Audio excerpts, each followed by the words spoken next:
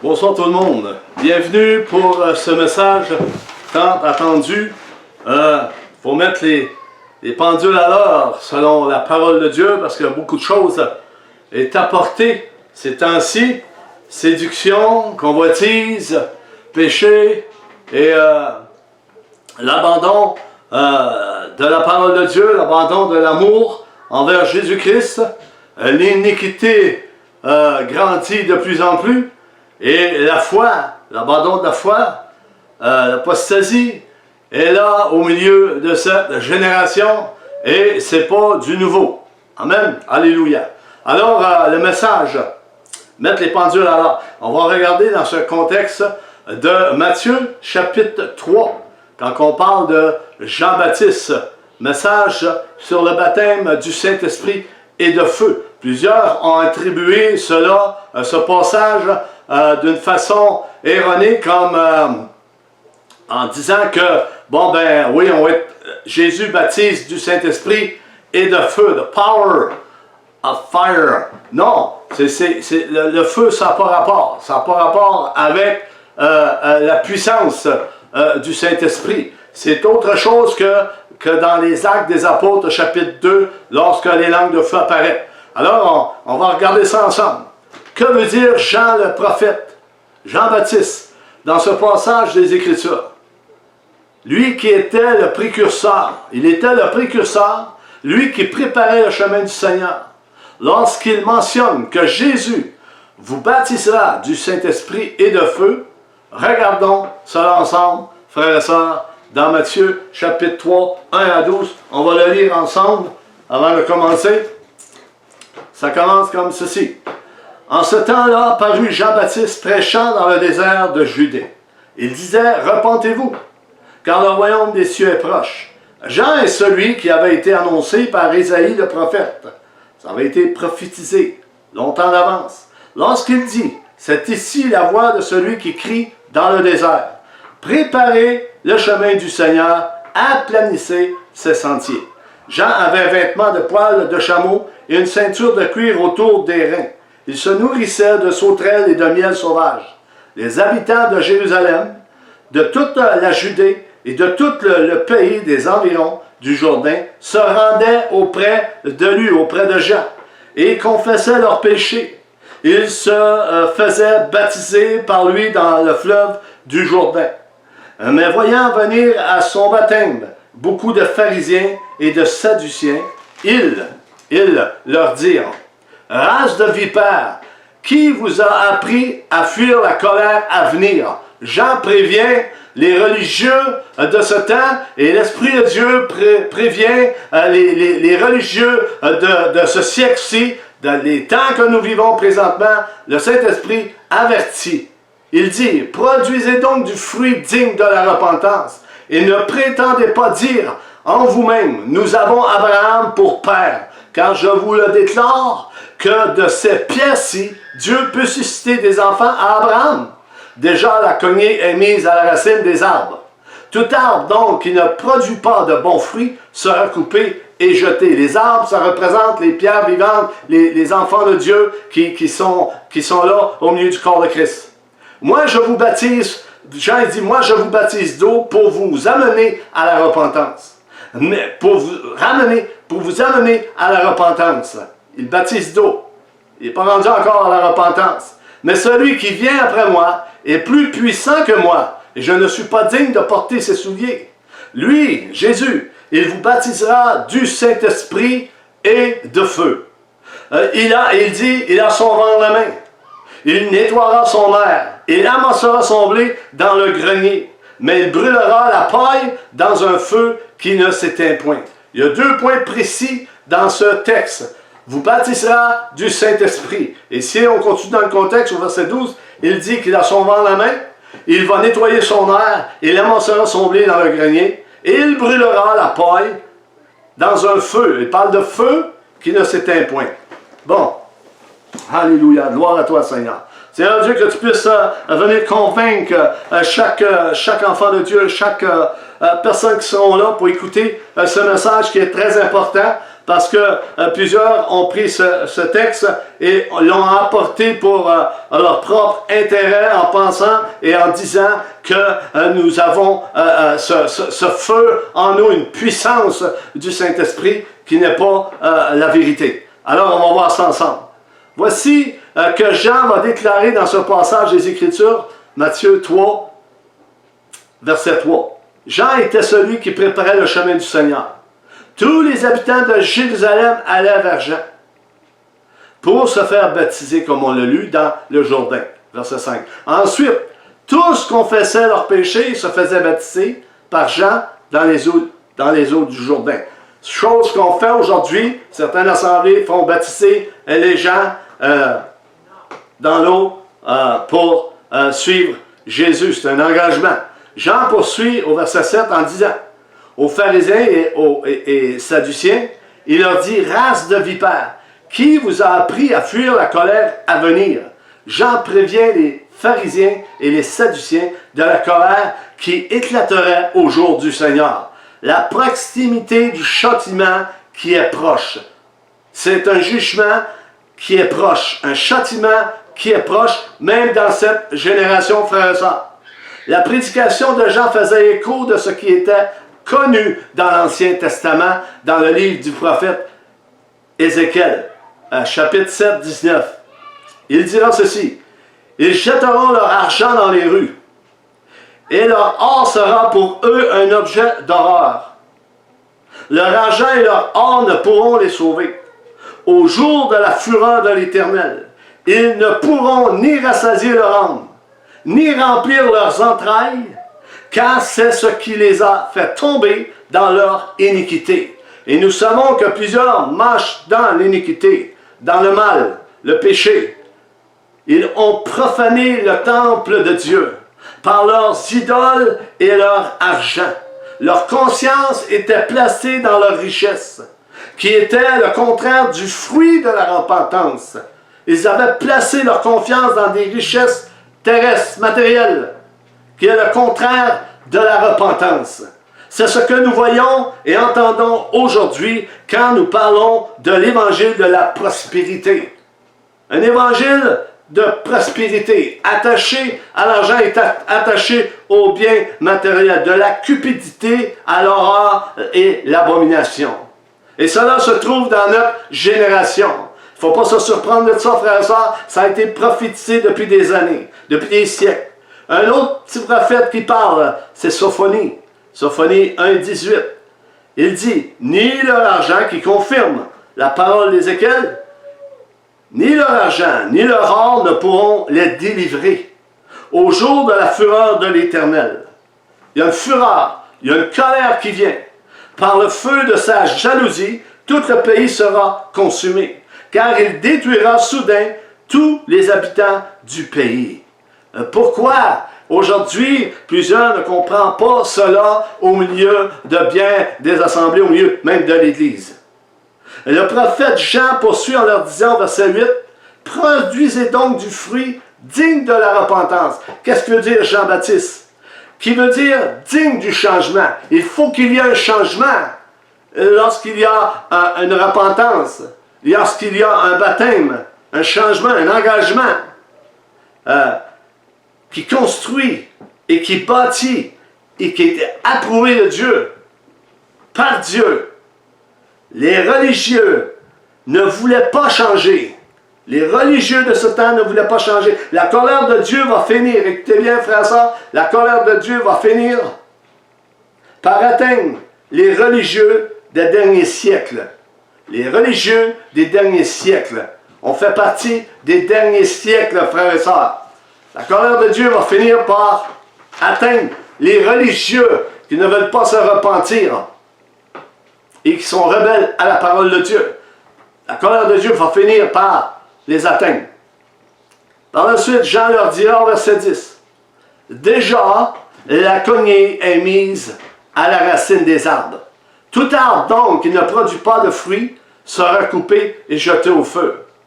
Toute personne, je remplace l'arbre par des personnes, toute personne qui ne portera pas de fruits pour le roi des rois sera coupé et jeté au feu. On ne joue pas à l'église, c'est très sérieux, frères et sœurs. Beaucoup prennent les choses à la légère et ça fait des années qu'ils prennent des choses à la légère. Et le Saint-Esprit nous interpelle par ce message ce soir. La cognée est mise à la racine, qui indique un jugement qui est irréversible, qui veut dire qu'il ne change pas. Dieu ne changera pas son verdict. Dieu connaît les temps, connaît les moments, mais il ne changera pas son verdict. Il connaît les corps, c'est lui qui transforme, c'est lui qui guérit, c'est lui qui délivre, c'est lui qui donne le vouloir et le faire. Il ne changera pas sa décision. Irréversible, qui est imminent pour ceux qui ne portent pas de fruits. Maintenant, voici la phrase que beaucoup ont tordue au milieu de bien des églises, au verset 11 et 12. Jean dira, moi je vous baptise d'eau, Jean-Baptiste, pour vous amener à la repentance, pour vous conduire à la repentance, pour qu'il y ait une repentance authentique, pour qu'il y ait une conversion authentique, qu'il y ait un pardon, qu'il y ait une justice, un amour, miséricorde, etc. Celui qui vient après moi est plus puissant que moi. Il est en train de dire qu'il y a quelqu'un qui vient, qui est plus puissant que moi, et je ne suis pas digne de porter ses souliers. Et il vous baptisera du Saint-Esprit. Qui baptise du Saint-Esprit? Jésus. Et de feu. Et de feu. Il y a deux éléments différents qu'on voit présentement.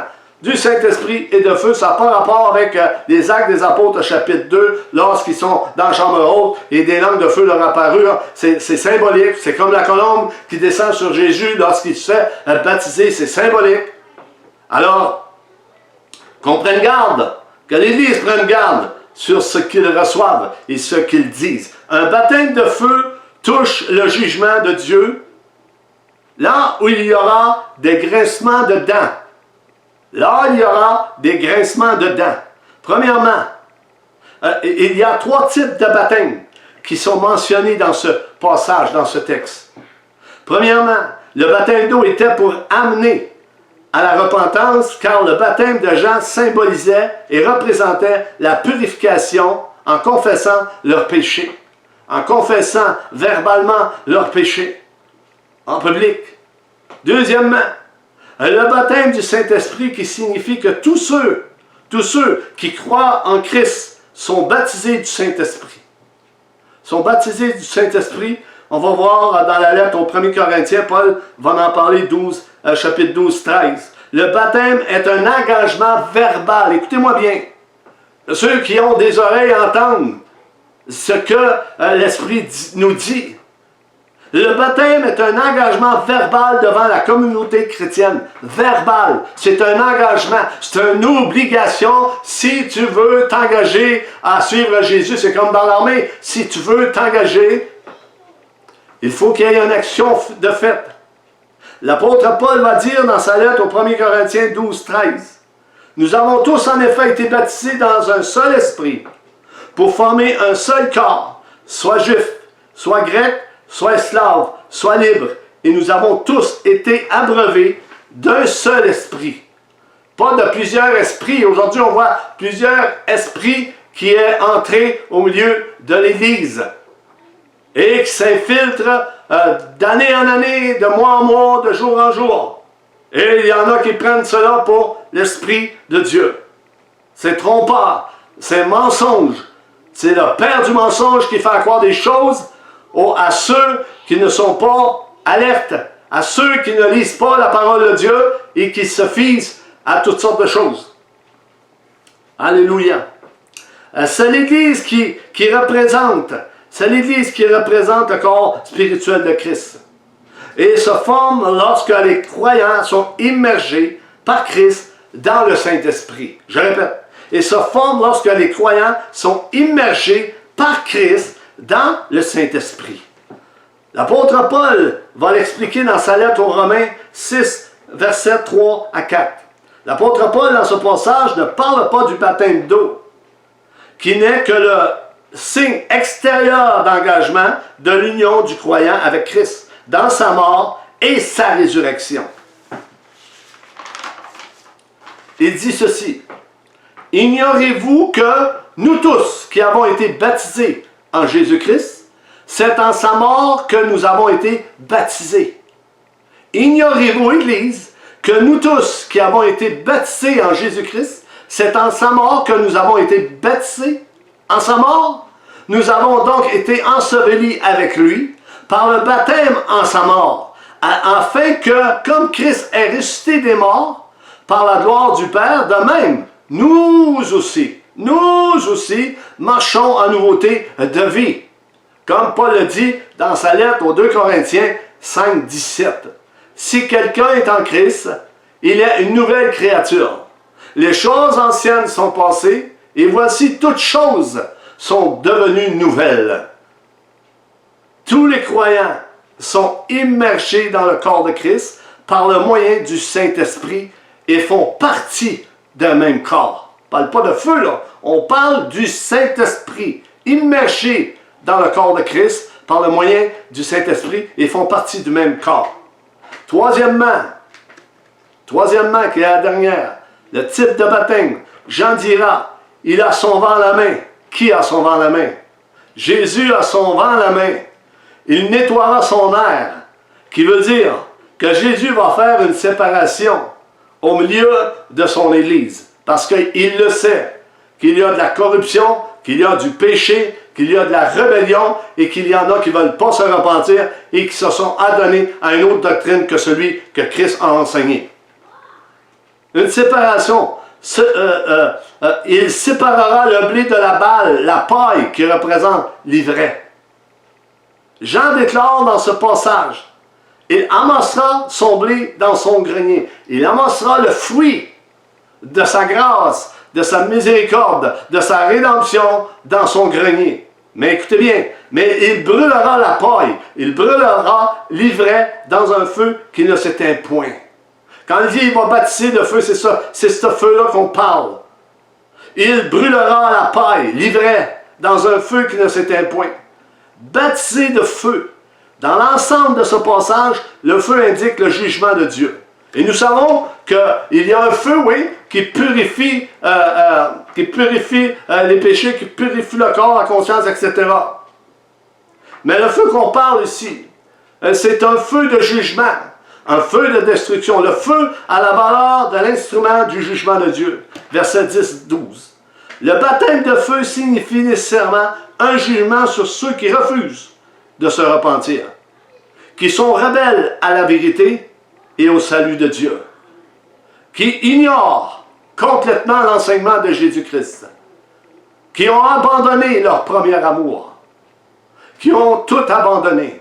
Ils ont abandonné la foi pour s'attacher à une église apostate qui ne croit plus à l'évangile qui a été apporté depuis des siècles au milieu de bien des nations. Sur cette phrase, qui est la clé de la compréhension de ce passage que beaucoup ont tordu et tordent encore aujourd'hui, il dit au verset 12, chapitre 3 du livre de Matthieu, l'Évangile, Jésus, a son vent à la main. Jésus a son vent à la main. Pas n'importe qui, c'est Jésus. Il nettoiera son air. Il va nettoyer son air. Il va nettoyer au milieu de ses justes ce qui n'est pas bon. Il amassera son blé. Il ramassera ses fruits dans le grenier. Mais il brûlera la paille dans un feu qui ne s'éteint point. C'est deux éléments qui sont dits dans ce passage. Baptisé du Saint-Esprit, c'est Jésus qui baptise du Saint-Esprit par sa mort et sa résurrection. Et le feu, c'est un feu de jugement pour tous ceux qui refusent de se repentir et de porter du fruit. Alors, Jésus baptisera du Saint-Esprit. Du Saint-Esprit. Je vais revenir à ceci. Jésus a son vent à la main. Il nettoiera son air. Il amassera son blé dans le grenier. Mais il brûlera la paille dans un feu qui ne s'éteint point. Là où il y a des grincements de dents. Là où il y a de la souffrance. Jésus baptise du Saint-Esprit. Il baptisera du Saint-Esprit et de feu. Le feu qui représente le jugement de Dieu pour ceux qui ne portent pas de fruits et ne veulent pas se repentir. Venez avec moi dans Jean 15. Jean chapitre 15, verset 1. On va terminer avec ça. On va lire Jean et suite, verset 1 et la suite. Jésus dit, « Je suis le vrai cep, et mon Père est le vigneron. Tout serment qui est en moi,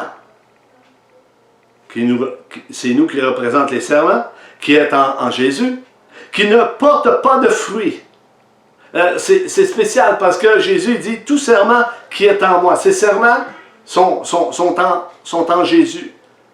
Jésus les conduit, les conseille, de le vouloir le faire. Tout dépend de la personne qui veut suivre Jésus et qui ne porte pas de fruits. Il le retranche. Pourtant, il dit, tout serment qui est en moi et qui ne porte pas de fruits. Il est en Jésus, mais il ne porte pas de fruits. Il croit en Jésus, mais il ne porte pas de fruits. Il le retranche et tout serment qui porte du fruit, il l'immonde afin qu'il porte encore plus de fruits. Celui qui va reconnaître ses fautes, ses péchés, Jésus va l'imonder, va enlever les mauvaises choses dans sa vie, dans son âme, dans son esprit, parce qu'il les reconnaît. Plusieurs ne reconnaissent plus rien aujourd'hui. Déjà, vous êtes purs à cause de la parole que je vous ai annoncée. Il dit, demeurez en moi et je demeurerai en vous. Comme le serment ne peut de lui-même porter du fruit s'il ne demeure attaché au cep, ainsi vous ne le pouvez non plus si vous ne demeurez en moi. Je suis le cep, vous êtes les serments, celui qui demeure en moi et en qui je demeure porte beaucoup de fruits, car sans moi, vous ne pouvez rien faire. On pourrait continuer dans ce passage de Jean, chapitre 15, verset 1 et plus.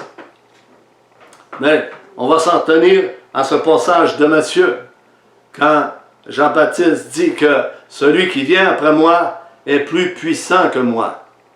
Jean baptisé d'eau pour emmener les gens à la repentance, pour les conduire à la repentance, pour qu'enfin qu'ils reçoivent le Saint-Esprit. Qu'ils reçoivent le Saint-Esprit. Et on entend aujourd'hui, plusieurs, on dirait, ils parlent, puis on dirait qu'ils n'ont pas le Saint-Esprit. Ils veulent avoir le Saint-Esprit, mais où est-ce qu'elle est la conversion? Il y a quelque chose qui ne marche pas. On s'est-tu converti, on ne s'est pas converti? Est-ce qu'on se sanctifie ou on ne se sanctifie pas? Est-ce que nous sommes repentants ou pas repentants? Est-ce qu'on porte du fruit ou on n'en porte pas du fruit? Je crois que plusieurs personnes se mettent en question, même des dirigeants de certaines assemblées, se mettent en question sans le savoir nécessairement, je crois. Alors, ce passage de Matthieu,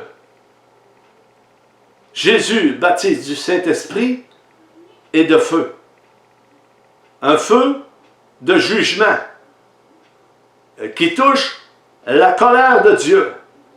Les pharisiens et les scribes n'ont pas écouté Jésus.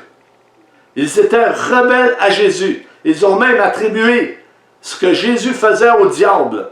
Et aujourd'hui, faisons attention, frères et sœurs, parce qu'il y en a peut-être qui blasphèment contre le Saint-Esprit, qui donnent les œuvres, qui approuvent les œuvres du Saint-Esprit face aux démons. Prenons garde. Prions. Prions et demandons. Juste pour finir, ce passage, je l'ai lu plusieurs fois. Mais il y a un moment donné, j'ai tombé dessus comme ça. Ça a été révélé par le Saint-Esprit. La parole de Dieu est révélée par le Saint-Esprit. Et je prie que Dieu puisse nous révéler davantage à travers sa parole. On peut la lire. On peut la lire et la relire, et la relire, et l'étudier, sans avoir mis le doigt sur une parole précise qui nous interpelle. Et ce message interpelle toute l'Église. Toute l'Église sans exception. qu'on soit reconnaissant envers le Dieu du ciel. Parce qu'il y a d'autres textes qui pourraient être apportés et corrigés en ces temps de la fin, comme Paul a corrigé les paroles prophétiques dans certaines églises. Parce que plusieurs disaient que la venue de Christ était imminente. Mais Paul dit, il faut qu'auparavant qu'on ait vu l'homme du péché et que l'apostasie apparaît. Pour moi, c'est clair. Mais pour certains, c'est un peu dans la confusion. Voici, je remercie le Seigneur pour ce message. Et Jésus revient bientôt. Avec tout ce qui se passe sur la planète, frères et sœurs, beaucoup de séduction, beaucoup de mensonges, beaucoup d'interpellations mauvaises qui est apportée par certains qui veulent contrôler cette planète et que ce contrôle, je prie Dieu, qu'il ne puisse entrer dans les églises, dans les assemblées, malgré qu'il y a du contrôle également et de la manipulation spirituelle. Et beaucoup sont morts à cause de cela. Je prie Dieu qu'il ait miséricorde pour chacun d'entre nous et que le pardon soit sur nos lèvres et que la repentance soit là à tous les jours et la sanctification également, car sans la sanctification, personne ne verra le Seigneur. Sans la sanctification, personne ne verra le Seigneur. Alors, soyons vigilants, que Dieu vous bénisse, passez une belle fin de soirée et on se dit à la prochaine pour d'autres messages à venir que je vais apporter qui sont très pertinents pour les temps présents et pour les temps qui vont venir. Alors, que Dieu vous bénisse abondamment et que ceux qui ont besoin du Saint-Esprit, pour ceux qui n'ont pas reçu le baptême du Saint-Esprit, que Jésus baptise du Saint-Esprit, je vous dis, soyez baptisés au nom du Seigneur Jésus-Christ et recevez le Saint-Esprit. Recevez le Saint-Esprit de Dieu, celui qui convainc de péché, de jugement et de justice. C'est un esprit qui tranche, c'est un esprit d'amour, c'est un esprit de réconciliation. Alors Jésus vient bientôt, soyons prêts. Mes amis, que Dieu vous bénisse. Je termine sur cela. Amen. Gloire à Dieu.